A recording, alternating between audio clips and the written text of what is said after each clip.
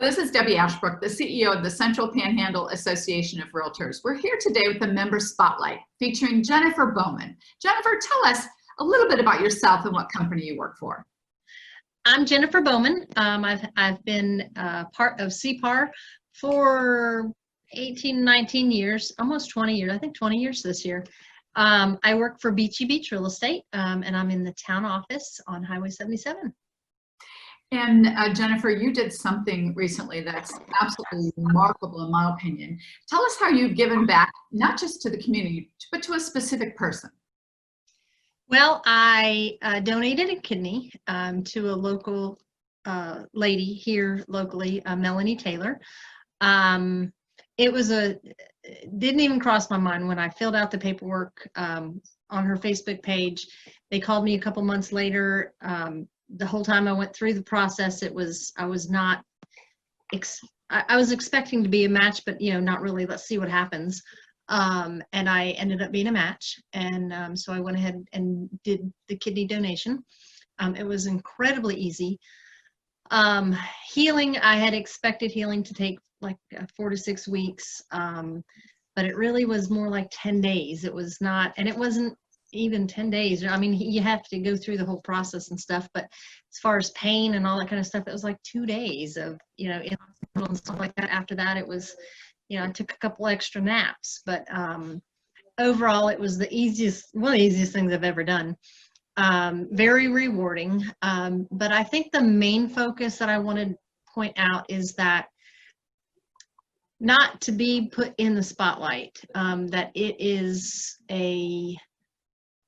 God gave you 2 kidneys, a spare part, and there are other people that need it, and it's not a hard process to go through. And I have been an advocate for Mayo Clinic and helping get the word out to people who have ever thought about being a donor. Just try it, do it. If you ever need to talk to me about it, if you ever wanted to find out exact details and stuff like that, call me. I'll be happy. I had a realtor who's looking for a kidney call me on Friday and asked how the other side went about finding me. So it is a very rewarding thing to do. Everybody says it's, you did such a huge thing. I don't see it quite as at that magnitude. I'm incredibly glad I was healthy enough to be able to do it. Tell me what was going through your mind, Jennifer, when you first realized that a neighbor of ours in this community, Melanie Taylor, was in trouble and needed a kidney. What were you thinking? Because others might be thinking something similar. What were you thinking?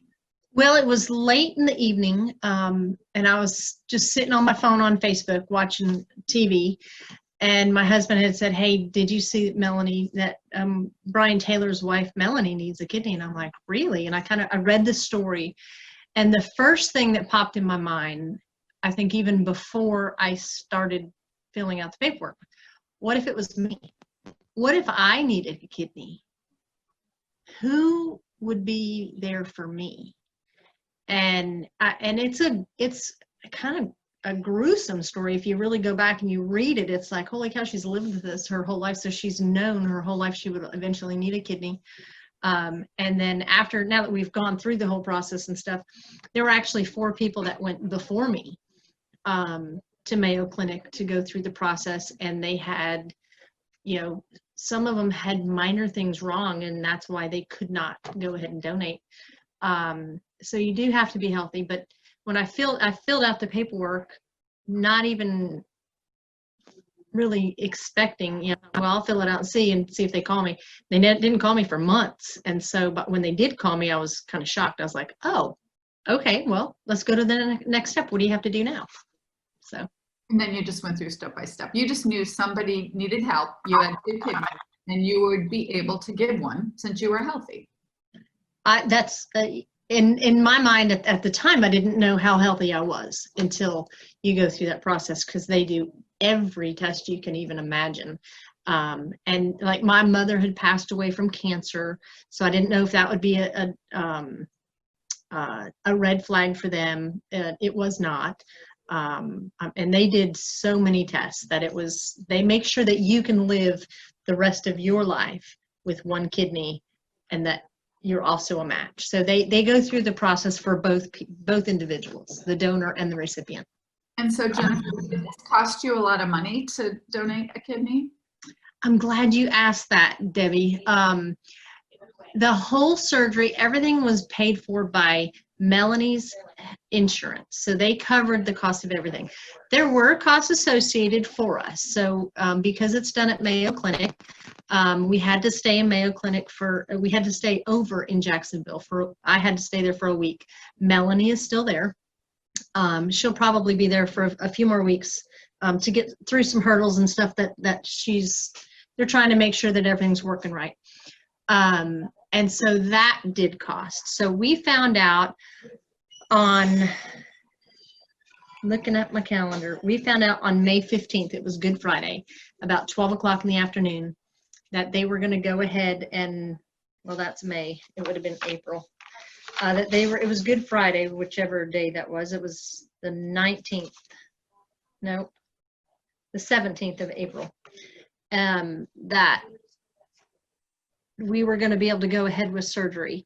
And that afternoon, we didn't want to do a GoFundMe because so many people do GoFundMe and it's kind of overlooked now. And so I said, I don't want to do that.